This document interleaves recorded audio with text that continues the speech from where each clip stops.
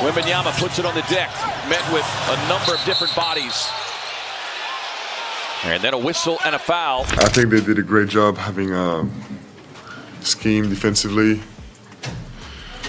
They were expecting everything that we did, you know, so that makes everything hard for us.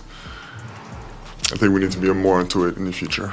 5-0, undefeated, averaging 30 points, 15 rebounds. Victor Wembanyama looked unstoppable. Then came November 2nd, 2025, the night the Phoenix Suns didn't just beat Wembanyama, they completely erased him. 9 points, 6 turnovers, 0 answers, and one quote that should terrify the entire league: they expected everything. This is the story of how the blueprint was written. What's going on, basketball fans? Before we break down the most brutal dismantling of a superstar we've seen this season, make sure you smash that like button and subscribe, because what happened in Phoenix wasn't just a bad game. It was a masterclass in defensive scheming that every team in the NBA is now copying. The San Antonio Spurs rolled into Phoenix with a perfect 5-0 record, their best start in franchise history. Wembanyama was leading MVP conversations, averaging over 30 points and nearly 15 rebounds per game. But by the time the final buzzer sounded on that 130-118 Suns victory, the entire basketball world had witnessed something unprecedented.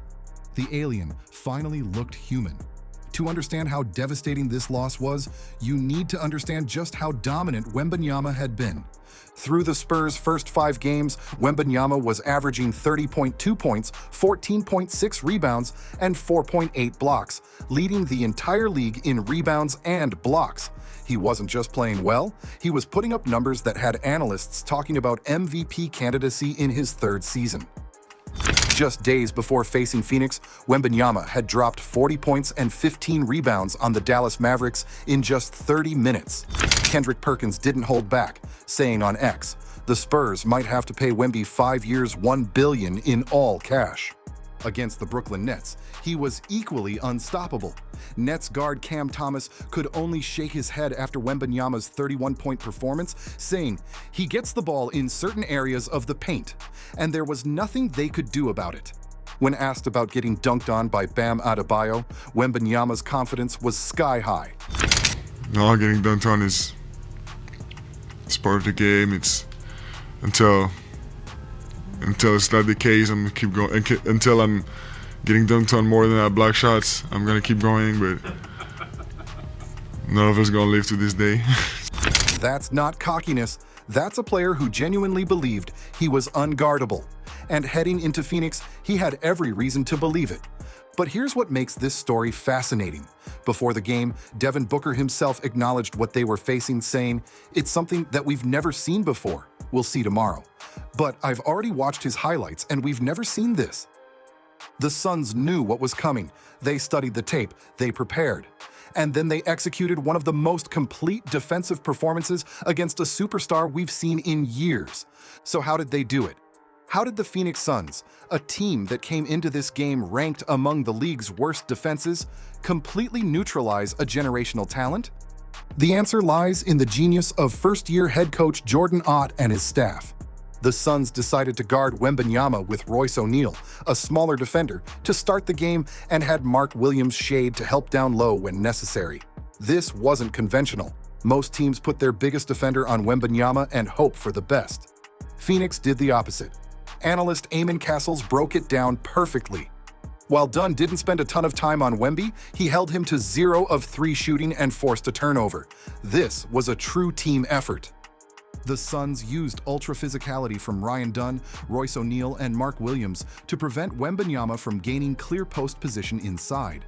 And when he did catch the ball, Mark Williams explained their approach, making his life difficult on the catch. Our rotations were pretty good out of his passes. Here's where it gets really impressive. Mark Williams stood out as a help side defender, rotating at an elite level and forcing Wemby into difficult shots. Wembanyama shot 0 of 5 and committed a turnover against Williams alone. Coach Jordan Ott emphasized their defensive approach. That's the goal every night. Don't let them catch it where they want to. Apply pressure early. As they cross half court, make them feel you. They play a lot through the elbows and the post, so don't let those catches be easy. The result? Wembanyama didn't score his first point of the game until a dunk with 1 minute and 5 seconds left in the first half. Read that again. The leading MVP candidate was held scoreless for an entire half. But let's talk about the player who really set the tone, Devin Booker. Booker finished with 28 points on 10 of 15 shooting while dishing 13 assists, and said after the game, "The coaches come with a plan, and even though we have a young team, we kind of slow it down and walk through multiple situations and what we want to give up and what we don't want to give up. And once you see a plan work like that, you gain confidence in the script, and we'll stick to that moving forward." Booker's defensive intensity was crucial as he assisted 6 of the Suns' first 9 baskets and had 9 of his 13 assists in the opening 2 quarters, while also pestering Wembanyama relentlessly. Book wasn't just running the offense, he was getting in Wemby's head on defense. Let's talk about just how badly Wembanyama struggled. Against Phoenix, Wembanyama had only 9 points on 4 of 14 shooting, 9 rebounds, 4 blocks, and 6 turnovers. It was only the 5th time in his career the alien had been held to single-digit scoring. This was his first single-digit scoring game since he had a career-low 6 points in a loss to Oklahoma City on October 30th, 2024. Think about that. The Suns did something to Wembanyama that hadn't happened in over a year, but the turnover numbers tell an even more devastating story. 6 turnovers. It was his highest turnover game of the year. These weren't just regular turnovers either. These were mental errors, bad decisions, forced passes into traps he couldn't escape. Wembanyama picked up his 4th foul just 40 seconds into the second half, caused by a relentless off-ball Booker effort to pester him on a post entry. He was frustrated, confused, and it showed. Fan reactions on social media were brutal. One fan wrote, "Finally played a real center and turned into the French Rudy Gobert." Another commented, "Faced a real center and got turned into a baguette." Even more concerning, the Spurs only shot 10 for 41, 24.4% from three-point range on the night. When Wembanyama was forced to kick out of double teams, his teammates couldn't capitalize. The entire offensive system broke down. After the game, Wembanyama gave what might be the most revealing quote of his young career. I think they did a great job having a scheme defensively. They were expecting everything that we did, so that makes everything hard for us. I think we need to be more onto it in the future. It's a great time for us to take away a lot of things from this game, and because we're gonna see this again and again. So it's every single game. It's a battle to prepare. As much as the players as the coaching staff to prepare the next game. And I know our next opponents watched this game tonight.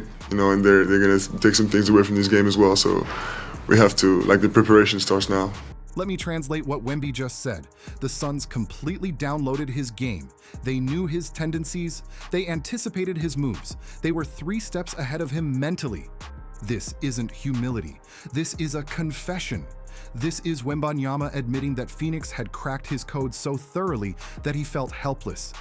Nets coach Jordi Fernandez had previously outlined turnovers as perhaps the one weakness of Wembanyama's game, noting his height, high dribble left him susceptible to creeping defenders. Phoenix exploited exactly that weakness. And here's what should terrify the Spurs. Spurs coach Mitch Johnson admitted after the game, they imposed their will on the game. They set a tone from the jump. Even the coaching staff saw it. This wasn't a fluke. This wasn't just a bad night. This was a strategic beatdown. What made this performance so devastating wasn't just the statistics, it was the mental impact. Multiple reports noted that Wembanyama looked flustered, with about 2 offensive fouls that appeared to stem from pure frustration. When a player of Wembanyama's caliber starts playing emotionally instead of intellectually, that's when you know the defense has won. That last part is crucial. The Suns didn't just beat Wembanyama, they created a blueprint that's now being studied across the entire league. But let's give credit where it's due. Before the game, Jordan Ott had told reporters about his first impression of Wembanyama in 2023 when he was an assistant coach on the Lakers. Not a great memory, just his skill set at that size. After Wembanyama had 30 points, 13 rebounds, 3 steals, and 6 blocks against them.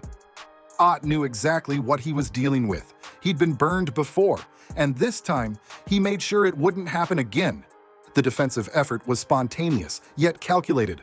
Ott rolled with a defensive lineup he hadn't used in a game before, but it worked to perfection. Now here's where this story gets really interesting. What happens next? The analysis was clear. While the addition of De'Aaron Fox may help alleviate the pressure on the big man, teams will continue to help off the San Antonio shooters who can't seem to knock down their shots. But it goes deeper than just San Antonio's roster construction. This game has created a template. Think about what's coming for Wembanyama. Against the Nuggets, Nikola Jokic and Denver's championship-caliber defense using this blueprint with their defensive intelligence? That's a nightmare scenario. Against the Celtics, Boston's switching scheme with this game plan, they have the personnel to replicate exactly what Phoenix did. Against the Bucks, Giannis and Brook Lopez using these pressure tactics, the physicality would be overwhelming.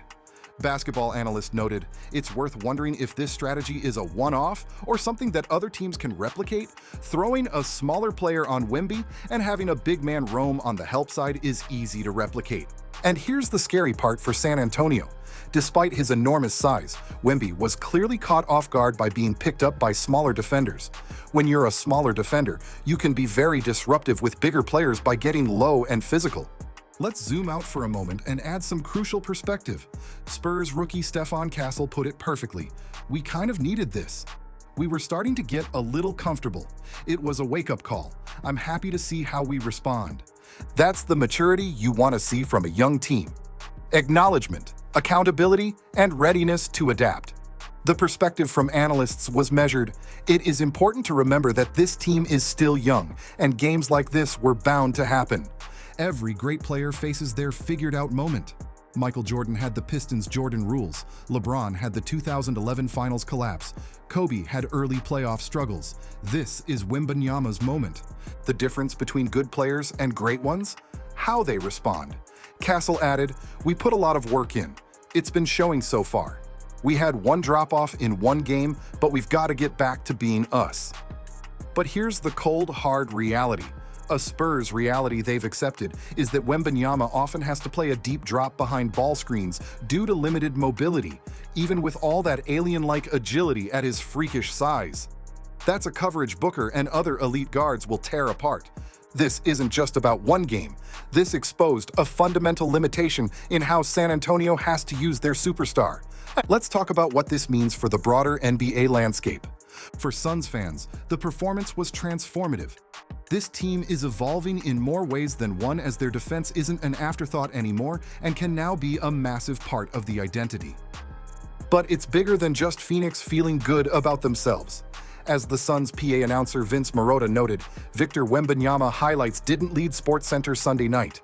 The Phoenix Suns' defense gained some credibility. When you can make a generational talent disappear to the point where he's not even the story of the night, that's when you know you've done something special. Grayson Allen explained the defensive mindset.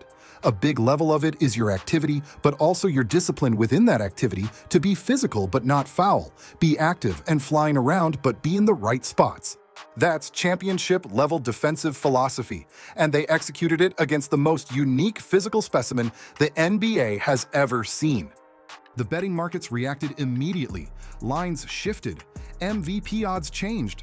And most importantly, every coaching staff in the league requested this game film. So where does Wembanyama go from here?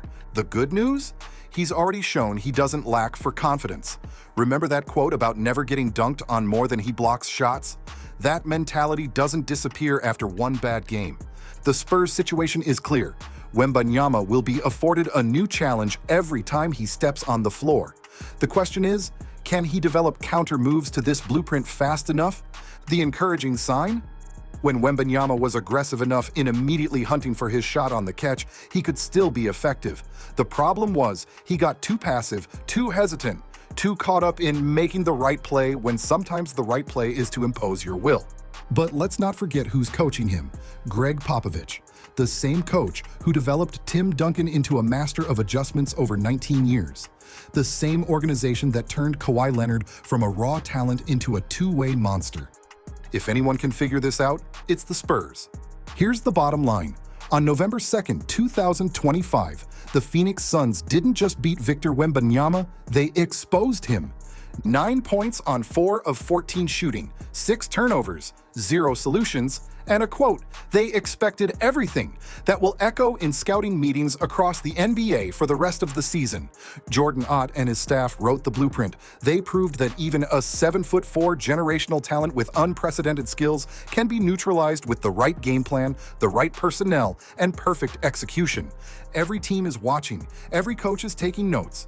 The Nuggets, the Celtics, the Bucks, they're all studying how Phoenix made the alien look human. But here's what makes this story compelling. This is just chapter 1 of a much longer book. Wembanyama is 21 years old. He's in his 3rd season. He has an entire career to develop counter moves, build mental toughness, and learn how to respond when teams have the perfect game plan. As Castle said, it was a wake-up call. The question now is, how does the phenomenon respond? Because the truly great ones don't just survive these moments, they use them as fuel to reach another level entirely. The blueprint is written, the game tape is circulating. Now it's Victor Wembanyama's turn to write the sequel. What do you think? Is this just a bump in the road for Wemby? Or did the Suns expose something fundamental that will plague him for years? Drop your takes in the comments below. I want to hear if you think other teams can replicate this success. If you made it this far, you're the real Hoops community. Hit that subscribe button and turn on notifications because we're diving deep into the games within the game, the strategies that win championships, and the moments that define legacies. The Suns adjusted to Wembanyama.